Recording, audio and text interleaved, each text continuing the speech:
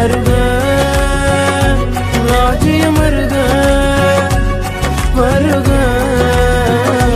ராஜ்யம் வருக வருக ராஜ்யம்.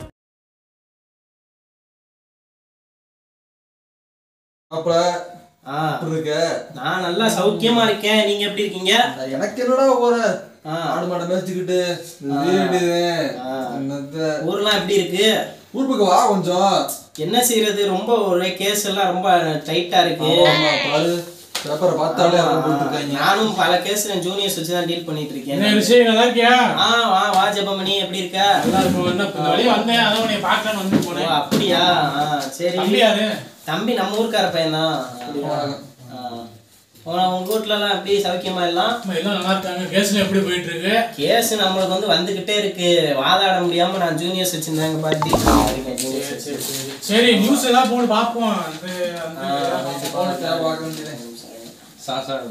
ஒரு நிமிஷம். என்னப்பா தம்பி? அது கான்ஸ்டியூஷன் ஆக்ட்ல 309 ஆகுது. நீங்க அந்த ஆக்ட் நீங்க இது பண்ணீங்கன்னா ரெஃபர் பண்ணீங்கன்னா உங்களுக்கு தெரியும். அதையும் நீங்க கேஸ் ஃபைலையும் வச்சு நீங்க பாத்தீங்கன்னா அதெல்லாம் நீங்க விளங்கிக்கலாம். நோட்ஸ் எடுத்துட்டு தெரியாதெல்லாம் கேளுங்க, நான் உங்களுக்கு சொல்றேன். செய்தி. உத்தரப்பிரதேச மாநிலத்தில் இளம் பெண்ணை கூட்டு பாலியல் பலாத்காரம் செய்து கொடூரமாக படுகொலை செய்திருக்கின்றனர். ஹத்ராஸ் மாவட்டத்தில் கொடுமையான விஷயங்கள்லாம் நடக்கிறதா? ஆமா, நம்ம நீங்க ஏதாவது செஞ்சீங்கன்னா அது என்னப்பா நான் செஞ்சுட்டு தானே இருக்கேன். என்னப்பா செய்யற? வீட்டுல எதுக்கு எனக்கு செவமணின்னு பேர் வச்சிருக்காங்க?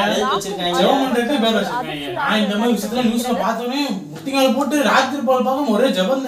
அப்படி? ஆமா, ஜபம் பண்ணிட்டு வேற என்ன, அதுக்காண்டி வேற என்ன செய்றீங்க?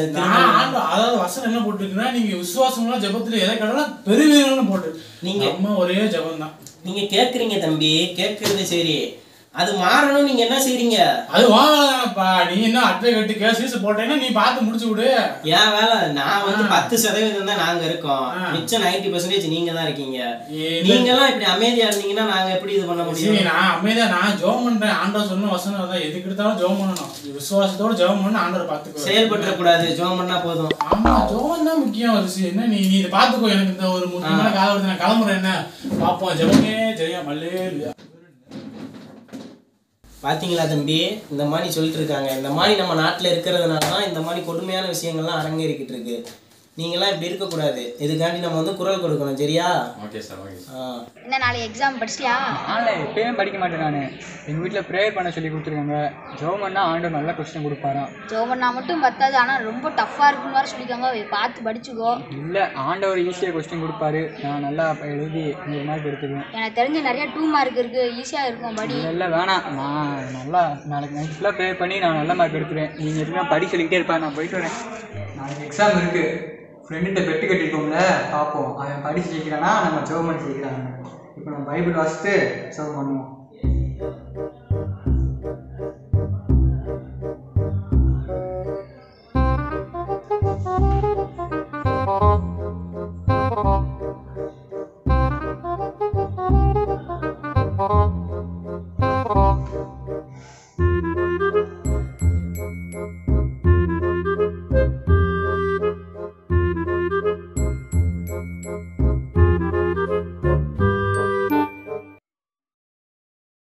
எக்ஸாம் எப்படி எழுதுன?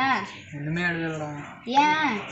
நானும் எக்ஸாம் ஹாலில் உட்காந்து ப்ரே பண்ணிகிட்டே இருந்தேன். ஆண்டவர் கொடுப்ப சொல்லுவாருன்னு. கடைசியில் பெல் அடிச்சிச்சு. ஆண்டவர் தான் உத்தரவு கொடுத்துட்டான்னு எழுத ஆரம்பித்தேன். பார்த்தா டீச்சர் பேப்பர் அனுப்பிட்டாங்க. நான் சொன்னேன் எல்லா கொஸ்டின் ஈஸியாக இருந்துச்சு தானே சொன்னேன். ஈஸியாக உன் பேச கேட்டு அன்னைக்கே படிச்சிருந்தா நான் பாஸ் ஆகிட்டேன். ஓ, நீங்கள் மட்டும் ஜாப் பண்ணிட்டு படிச்சிருந்தேன்னா ஈஸியாக எழுதிருப்பேன். நீ ஜாப் பண்ணிட்டு கடைசியில் ஒன்றுமே எழுதாமல் போயிட்டேன். நான் படிக்காமல் போயிட்டேன். சரி, அடுத்த பரீட்சைக்கு பார்த்துக்குவோம் நம்ம. சரி பார்ப்போம்.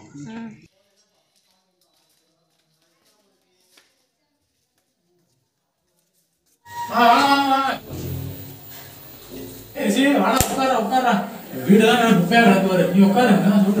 வீடுனா குப்பையா இருக்கேன். நீ சொல்லி தான் நான் முதல்ல கிளீன் பண்ணி வச்சிருப்பேன். சரி, இல்ல இந்த மாதிரி நம்ம ஊர்ல மக்கள்லாம் எதிர்க்கிறாங்க ஒரு திட்டத்தை. சரி, அது நம்ம என்கிட்ட சொல்லியிருக்காங்க. சார், நீங்க வக்கீலா தானே இருக்கீங்க, நம்ம ஊருக்காண்டி இதை பண்ணுங்க சார், இது வேணாம், நம்ம ஊருக்கு இந்த திட்டம் வேணாம், அந்த மாதிரி சொல்றாங்க. பல பேர் வந்து இதுக்காண்டி இது பண்ணியிருக்காங்க, குரல் கொடுக்குறேன் அந்த மாதிரி சொல்லி பெட்டிஷன் எழுத சொன்னாங்க. சரி சரி, நம்ம ஊர்ல இருக்கோம், நம்ம ஊருக்காண்டி இது கூட செய்யாம இருந்தா எப்படி? அதனாலதான் நான் வந்து ஒரு கேஸ் போடலான்னு இருக்கேன், பொதுநலம். ஆமா தாராளமா போடு, அதான் நீயும் அப்படியே ஒரு இதுல வந்து நானும் ஒரு கேஸ் ஆறு அப்படின்னு ஒரு கையெழுத்து போட்டேன்னா என்ன விஷயம் இப்படி சொல்ற? இதெல்லாம் என்ன ஒரு விஷயமா இது? ஜோம் பண்ணா சரியா போகும், நீ கேஸ் இல்ல. ஆனா நீங்க வந்து உங்க ஆண்டவர் வந்து ஜோம் பண்ண சொல்லியிருக்காரு, இது பண்ண உதவி பண்ண சொல்லியிருக்காரு. நான் ஊர் மக்களுக்காண்டி இந்த உதவி நீ பண்ணலாம்ல விஷயம். அதெல்லாம் நீ உன் வேலையை பாரு சைட்ல, நான் இதுக்காண்டி ஜோம் பண்ணிக்கிறேன். அங்கே பாருங்க, இந்த தம்பிலாம் இப்பதான் நம்ம ஊருக்கு வந்தாரு, இவங்க எல்லாம் போட்டிருக்காங்க, உங்களுக்கு போடுங்க. தம்பி போடுவாருப்பா, நான் தான் ஜோம் பண்ணேன்னு சொல்றேன்ல. ஒரு நல்ல விஷயம் சொல்றேன் கேளு.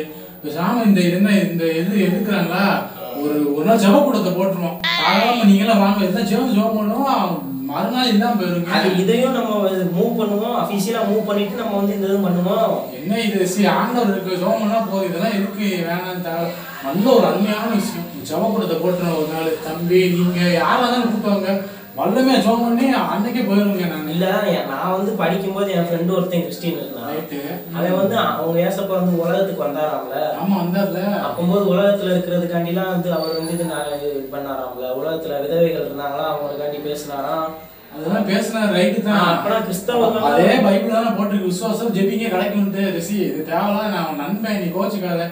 ஒரு நாள் ஜபக்கூடத்தை போடுவோம், நல்ல ஐடியா. யாரெல்லாம் கைது போடுவோம், எல்லாத்தையும் கூப்பிட்டுவா. நம்ம வீடு தான் அருமையான வீடு, உள்ள பெரிய வீடு, நல்ல ஜோம் பண்ணேன். இப்போ உங்க ஆண்டவர் தான் இந்த வீடு கட்ட அனுப்புறாரு. அப்புறம் கண்டிப்பா நான் ஜோம் பண்ணா நம்ம வீடு கட்டினேன், நான் ஜோம் பண்ணாலும் வீடு கிடைச்சிச்சு.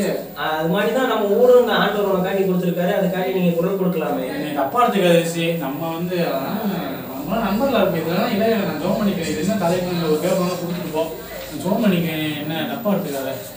அப்புறம் பாப்போமா? இல்லை, ரொம்ப நீங்க வந்து எதுவும் சொல்ல முடியல. நீங்க வந்து இவ்வளவு சுயநலமா இருப்பேன் நான் நினைக்கலடா. இது சுயநலம் கிடையாது, நான் ஜெபிக்கிறேன்னு சொல்றேன். என்னதான் நீ சொன்னாலும் உன்கிட்ட ஒரு பொதுநலம் இல்லாம இப்படி ஒரு சுயநலமா இருக்கீங்க. நான் இப்ப இவங்களுக்குலாம் என்ன நினைப்பாங்க, கிறிஸ்தவங்க எல்லாம் சுயநலம் பிடிச்சவங்க நினைப்பாங்க. எனக்கு நீங்க எப்படி, எனக்கு அதெல்லாம் இவங்க அப்படிதான் நினைப்பாங்க. நம்ம ஊருக்காரங்க நினைக்கிறேன், யார் நினைப்பா? அவனெல்லாம் பார்த்தா வாழ முடியுமா? போ தம்பியை கூட்டிட்டு நீ போய் அடுத்த வேலையை பாரு. என்ன பாப்பா, சரி இங்க வேலையாகிற மாதிரி தெரியல தம்பி. நம்ம வந்து வேற ஏதாவது அபிஷியலா வேலை செய்யணும். தம்பி ரொம்ப நன்றி. வாங்க அப்போ வீட்டுக்கு வாங்க, ஜோம் பண்ணுவோம். வாங்க ஜெபிக்கலாம், வாங்க ஜெபிக்கலாம். நீங்களே ஜெபிங்க தம்பி. என்னய்யா நீங்க?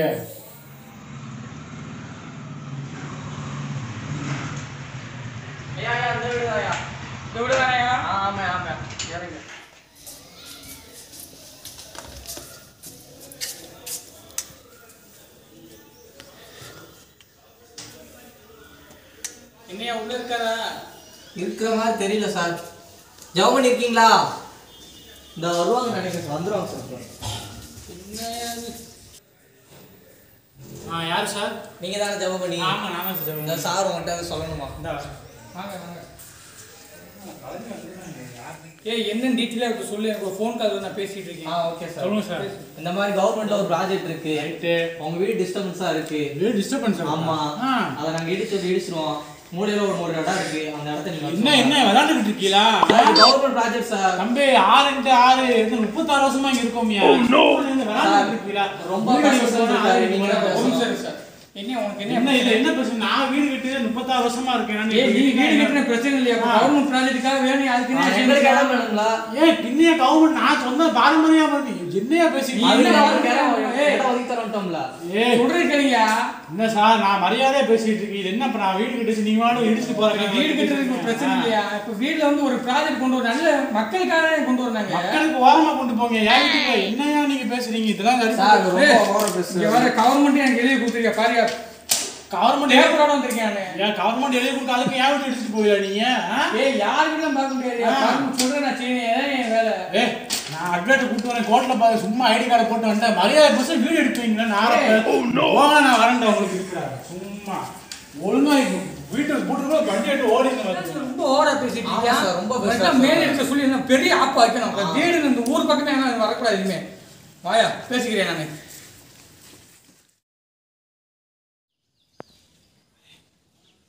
இந்த இருக்கா ரிஷி உனக்கு தானே தேடிட்டே இருந்தேன். எங்கடா போன? ஜெபமணி என்ன இது பெட்டிஷன்ல சைன் போட வந்தியா? நீ இன்னும் அதை விடலையா? அப்புறம் வீடை இடிக்க போறேன்னு வந்து இந்த நோட்டீஸ் கொடுத்துருக்கீங்கண்ணா. ஓ வீடையா? ஆமாண்டா சீக்கிரம், எனக்கே கஷ்டமா இருக்கு. கவர்மெண்ட் ப்ராஜெக்ட்டுங்கிறாங்க. நான் படிக்கிறேன். ஆமா ஜீவோ பாஸ் பண்ணிட்டாங்கல்ல. டேய் என்னடா இப்படி சொல்ற? ஏதோ கோர்ட்ல கேஸ் ஆபீசர்ஸ் தானே வந்திருப்பாங்க. ஆமா ஒரு 2 பேர் வந்தாங்க, நான் அவரை திட்டி விட்டேன் அவங்கள. ஆமா இது வந்து என்ன சொல்லியிருக்காங்கன்னா இங்க வந்து ஏதோ ஒரு ப்ராஜெக்ட் வரப்போதான் அவன் வீட்டை ஒட்டி, அதனால அவன் வீட்டை இடிக்கலான்னு. இங்கே வாரு, எனக்கு தெரியாது, நான் உனக்கு தான் நம்பி வந்திருக்கேன். கோர்ட்டில் கேஸை போட்டு நம்மளுக்கு வீடை மீட்டு கொடுத்துரு. ஆமா நான் நல்ல ஞாபகம் வச்சுக்கோ. இதெல்லாம் ஒன்றும் பண்ண முடியாது இவனே. வந்து என்ன ஏன் நம்ம அப்படியே பழகிக்கோம், தயவு செஞ்சு இதான் பண்ணுறாடே. கவர்மெண்ட் ஆர்டர் போட்டுருச்சு, நீ என்ன பேசிட்டு இருக்க? எனக்கு என்ன செய்ய தெரியல. நான் 36 வருஷமா இருக்கிற பாரம்பரிய வீடா, ஏதாவது தலையில துண்டை போட்டு விட்டாரா நீ வாட்டுக்கிறே? இல்ல இப்பதான் எனக்கு ஞாபகம் வருது. என்னமோ ஜோம் பண்றேன் ஜப கூட்டம் நடத்துறேன்னு சொன்னா இப்ப மட்டும் எதுக்கு தலை தெரிக்க செயல்பாட்டுல இறங்கி இருக்க? ஜோம் பண்ணு. ஜோம் பண்ணுவோம்டா, இருந்தாலும் நீ செயல்பாட்டுல ஏதாவது காமிடா. கோர்ட்ல கேஸ் கீச போட்டு ஏதாவது காமி. இல்ல நான் வந்து கேஸ் போட்டா என்னால முடியாது. உங்க ஆண்டவர் நீங்க ஜெபம் பண்ண என்னமோ வசனம் சொன்னீங்க, என்னமோ விசுவாசம், எதை கேட்டாலும் ஜெயம் அல்லேலியாலாம் சொல்ல. உன் வீட்டு அந்த லாஸ்ட் ரூம்ல உட்காரு, சேசிப்பே வந்து நிப்பாட்டினாலும் உங்க ஆண்டவர் தடுத்து நிறுத்திடுவாராம்ல. நான் ஜெபம் பண்ணுவேன்டா, அது ரெண்டாவது விஷயம். நீ செயல்பாட்டுல ஏதாவது கேஸ் கீஸ் போட்டு ஏதாவது மூவ் பண்றா சைட்ல. அது எப்படி தம்பி? உங்களுக்கு வந்து ஊருக்காண்டி நீங்க செயல்படணும்னா செயல்பட மாட்டீங்க. உங்க வீட்டை இடிக்கணும்னா வேமா வந்து வக்கீல்கிட்ட வந்து இது நீங்க போராடுங்க, குரல் கொடுங்கன்னு சொல்லுவீங்களா? இது என்னப்பா உங்க கதையா இருக்கு? உன்ன மாதிரி 2-3 பேர் இருக்கிறனாலதான் கிறிஸ்டின் எல்லாம் தப்பா நினைச்சுக்கிட்டு இருக்காங்க ஊர்ல. போப்பா தம்பி, உன் கேஸ் எல்லாம் நான் எடுக்கல. எடுத்தா என்னோட பாவி யாரும் கிடையாது. எனக்கும் ஒரு ஸ்ட்ராட்டஜி இருக்கு, எனக்கு ஒரு தர்மம் இருக்கு. நீ வேணா தர்மம் இல்லாம நட. நீ என் நண்பனா இருந்தாலும் நீ வந்து ஊருக்காண்டி செயல்படல. ஆனா நான் எப்படி உனக்காண்டி செயல்பட முடியும்? நீ வேற வக்கீலை பார்த்து நீ இது பண்ணிக்கோ. ஏன்னா ஃப்ரெண்டை கூட நான் வக்கீலை உனக்கு ரெஃபர் பண்றேன். நீ போ பார்த்துக்கோ. நான் ஜோம் பண்ணிக்கேன்டா. போங்கடா, ஜோம் பண்ணு போ. வணக்கங்க. இப்போ கூட நம்ம ஒரு வீடியோ பார்த்தோம்.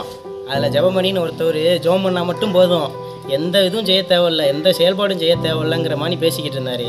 அதுக்கு வந்து அவர் வசனம் கூட சொல்கிறாரு, சாத்தான் கூட வசனத்தினாலே தான் பேசினான். அது மாதிரி அவரும் சொல்கிறாரு, விசுவாசத்தினால எதை கேட்டாலும் ஆண்டவர் உங்களுக்கு கொடுத்துருவேன்னு சொல்கிறாரு. ஆனால் அதே பைபிளில் தாங்க இன்னொரு வசனமும் இருக்குது, கிரியை இல்லாத விசுவாசம் செத்ததாக இருக்கும்னு இருக்குது. அந்த விதம் வந்து யாரும் நீங்கள் பார்க்க மாட்டேங்கிறீங்க. நீங்கள் வந்து விசுவாசிக்கலாம், அதுக்கு ஏற்ற மாதிரி நீங்கள் அதுக்கான செயல்பாடுகளை செய்யணும்.